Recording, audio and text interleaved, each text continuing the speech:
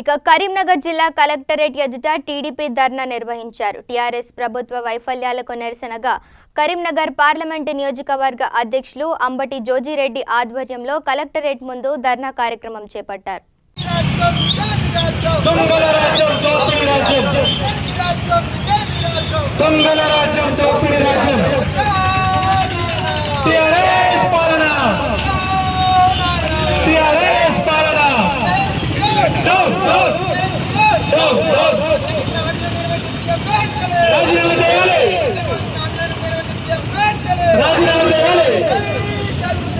జై జై తెలుగుదేశం, జై జై తెలుగుదేశం, వర్ధిల్లాలి వర్ధిల్లాలి వర్ధిల్లాలి వర్ధిల్లాలి, జై జై తెలుగుదేశం, జై జై తెలుగుదేశం, టిఆర్ఎస్ పాలన, టిఆర్ఎస్ పాలన.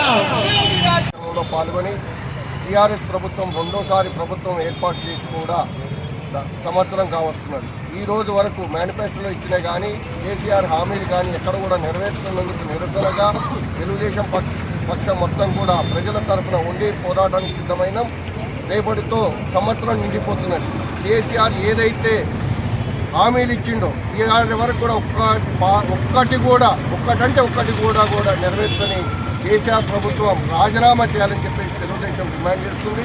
ఎందుకంటే తెలుగుదేశం ఉన్నప్పుడు చేసిన కార్యక్రమాలు తప్ప ఇవాళ వరకు ప్రజలకు ఉపయోగపడే కార్యక్రమం ఒక్కటి కూడా చేపట్టలేని పరిస్థితి.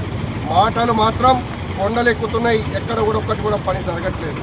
ఈ రోజున నిరుద్యోగ వృత్తి కావచ్చు, అదేవిధంగా డబుల్ బెడ్రూమ్ ఇల్లు కావచ్చు, 3 ఎకరాల భూమి కావచ్చు, దళిత ముఖ్యమంత్రి కావచ్చు, ఏదైనా కానీ ఏ ఒక్క విషయంలో కూడా ప్రజలకి ఇచ్చిన హామీలు నెరవేర్చని ఈ ప్రభుత్వం తక్షణం రాజీనామా చేయాలని చెప్పేసి తెలుగుదేశం డిమాండ్ చేస్తూ ఈరోజు నిరసన కార్యక్రమాలు మొత్తం పార్లమెంటు స్థాయి తెలంగాణలో ప్రతి పార్లమెంట్లో కూడా జరుపుతున్నాం.